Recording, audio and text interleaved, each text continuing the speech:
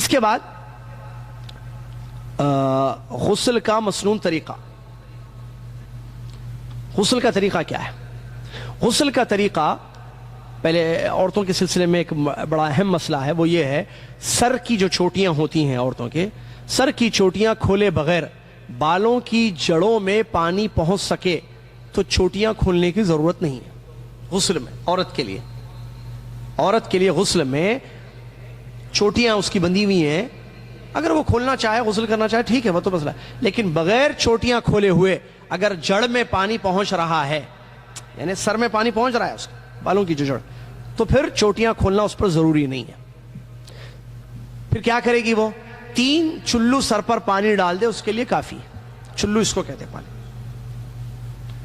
احتلام اور ہمبستری اور حید و نفاس کا خون بند ہونے پر غسل کرنا واجب ہے، یہ ذکر ہو چکا ہے. غسل کا مسنون طریقہ کیا ہے؟ سب سے پہلے دل میں غسل کی نیت کرنی چاہیے اور بسم اللہ کہہ کر، باہر ہو تو بسم اللہ، وہاں ہو تو دل میں. کہاں؟ ٹوائلٹ میں. 3 مرتبہ ہتھیلیوں کو دھونا چاہیے اور اس کے بعد لیفٹ ہاتھ سے شرمگاہ کو اور جہاں جہاں گندگی لگی ہوئی ہے اس کو دھونا چاہیے. ٹھیک ہے؟ اور اس کے بعد نماز کے لیے جیسے وضو کیا جاتا ہے وہ اس سے وضو کرنا چاہیے. کیسے؟ ہاتھ دھوئے، کلی کرے، ناک صاف کرے، چہرہ دھوئے، پھر یہ دائنا ہاتھ کوئی نہیں سمیت دھوئے، بایاں ہاتھ کوئی نہیں سمیت دھوئے. اب جب سر کے مسے کی باری آتی ہے تو ایسے چلو 3 پانی لے کر سر پر ڈال لینا چاہیے اور اس کے بعد پورے جسم سے پانی کو بہا لینا چاہیے. اب دھو لیں آپ صابن سے، شیمپو سے یا پانی سے، اپنے پورے بدن کو دھو لیں اور آخر میں ہٹ کر اس جگہ سے جہاں آپ نے غسل کیا اس سے تھوڑا سا ہٹ کر پیروں کو دھو لیں. ٹھیک ہے؟ اس سے غسل ہو جائے گا. یہ غسل جنابت کہتے ہیں، ناپاکی کا غسل. ویسے عام غسل اگر کرنا چاہے تو جسم پر پورا پانی بہا دینا جائز، غسل ہو جائے گا. عام غسل یہ ہے کہ شاور، جیسے روزانہ صبح نہانے کی عادت ہوتی ہے، اچھی چیز ہے، وہ فریش ہو کر انسان جاتا ہے تو نہا لے. ایسی ناپاک نہیں ہے، وہ پاکی ہے. وہ بس غسل کرنا چاہتا ہے تو جائے، شاور کھولے، نہا لے، غسل ختم. صابن سے نہا لے، پانی سے خالی پانی بہا لے گرمی دور کرنے کے لیے، یا جو ہے صابن استعمال کر لے، شیمپو استعمال کر لے، یا ایسے پانی بہا لے، مل لے جسم کو، کافی ہے.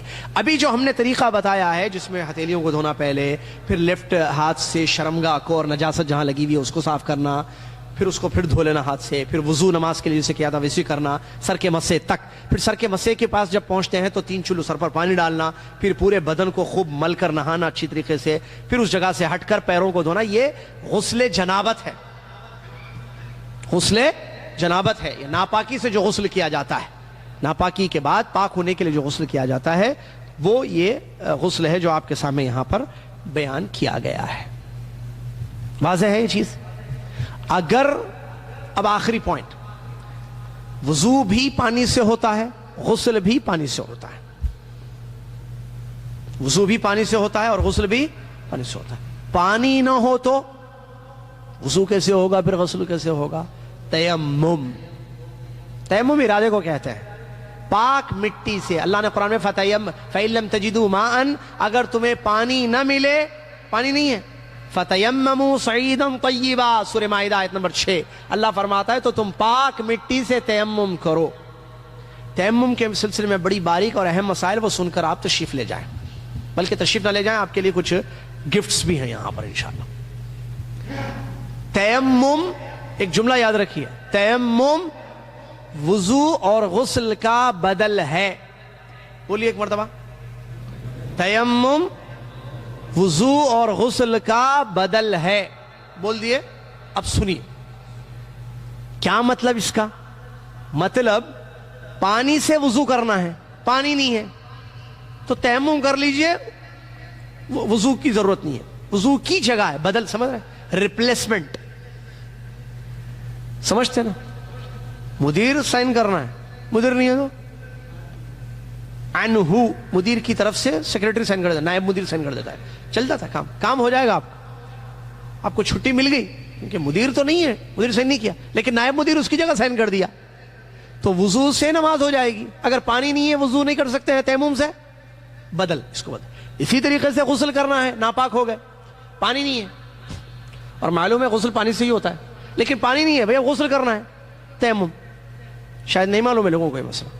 آپ تیمم کر لیجئے, خلاص غسل کی جگہ ہے, پانی نہیں ہے نا اس لیے.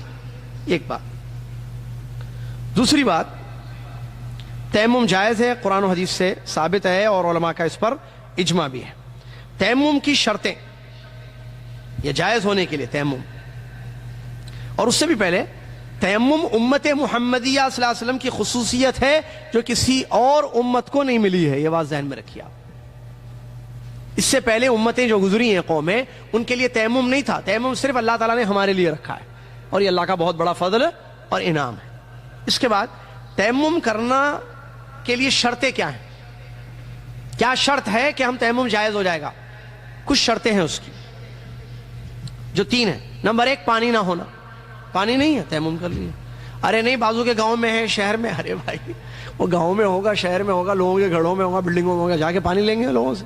پانی میرے پاس نہیں ہے, مجھے نماز کو جانا ہے, ٹائم وقت ہو رہا ہے نماز, میں تیمم کر لوں گا. پانی نہیں ہونا شرط ہے ایک. دوسرا, پانی تو ہے لیکن آپ استعمال نہیں کر سکتے ہیں. ایسے ہو سکتا ہے؟ جی ہاں. وجہ بیماری, یا پکانے کے لیے پانی کافی ہو جائے گا. اگر ہم پانی سے وضو کر لیں گے تو پھر پکانے کے لیے کیا کھائیں؟ پانی, بھوکے رہ جائیں گے. چلیے, یا بیماری ضرر وغیرہ کی وجہ سے, عام طور پر بیماری ہوتی ہے, تو بیماری وغیرہ کی وجہ سے غسل, پانی پر طاقت نہیں ہے, ڈاکٹر نے منع کیا ہے. اچھا, ہر بیماری سے تیمم نہیں ہوتا ہے. جیسے بخار آ گیا تو تیمم جائز ہے, ڈاکٹر بولتے فوراً پانی سے اپنے آپ کو پوچھیے, آپ نہائیے, بولتے ہیں پانی سے پیشانی چرے. تو بخار بیماری ہے, تو بیماری نہیں, پانی یوز کرنے کی طاقت نہیں ہے. اس کی کوئی بھی شکل ہو سکتی ہے, ٹھیک ہے, پانی میں ہاتھ ڈالنا منع ہوتا ہے بعض عورتوں کو وغیرہ. تو پانی استعمال کرنے کی طاقت نہ ہو تو پانی ہے, پھر بھی تیمم جائز. تیسری آخری چیز, شرط ہے مٹی کا پاک ہونا.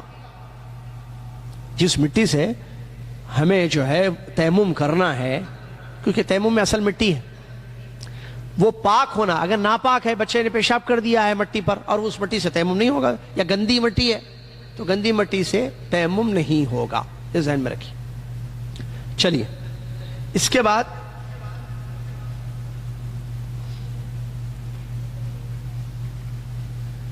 اگر انسان نے, ایک مسئلہ ہے تیمم کے سلسلے میں, کہ انسان پانی بند ہو گیا اور وہ تیمم کرنے کا ارادہ کر چکا ہے, تیمم کر بھی لیا اور پانی آ گیا اس کے بعد, تو تیمم نہیں, اس کا ختم, پانی ضروری ہے, در تیمم برخاست ہو جائے گا, جو ہم نے مذکرے میں لکھا ہے اس کو. پانی میسر ہو جائے یا اس کے استعمال پر قدرت آ جائے تو تیمم ختم ہو جاتا ہے, ٹھیک ہے. تیمم, بلکہ اس کو اس میں ذکر کریں کہ تیمم ختم ہونے والی چیزیں. نمبر 1, جن چیزوں سے وضو ٹوٹ جاتا ہے تیمم بھی انہی چیزوں سے ٹوٹ جاتا ہے.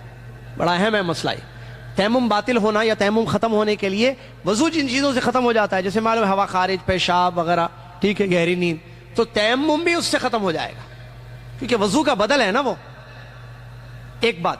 دوسری بات, اگر پانی میسر ہو جائے تو وضو, تیمم ختم, اب نہیں کر سکتے آپ تیمم, پانی آ گیا نا, ختم.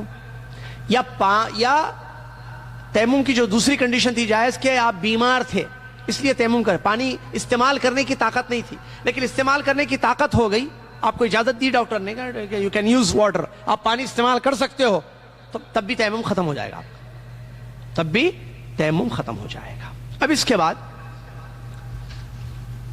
ایک اہم, اور جو مسائل ہم نے بیان کیے ہیں سب اس کی دلیلیں موجود ہیں, ٹھیک ہے, دلیلیں موجود ہیں اس کی.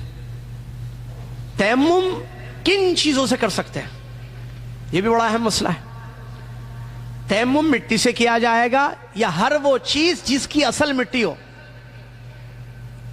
جسے دیوار سے تیمم کر سکتے ہیں, کر سکتے ہیں, کیونکہ دیوار کی اصل کیا ہے, مٹی ہے. تو مٹی سے تیمم ہوگا, اور ہر وہ چیز جس کی اصل مٹی ہو. مٹی سے بنی ہوئی چیزیں,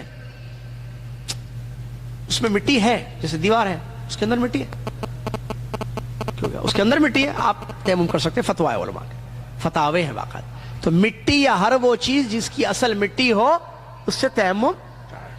لیکن اگر دیوار پر پینٹ وغیرہ لگی ہوئی ہو یا ایسی چیز جو رکتی ہو اس کو, تو ایسی صورت میں پینٹ والی دیوار پر پھر مسا نہیں ہو سکتا ہے.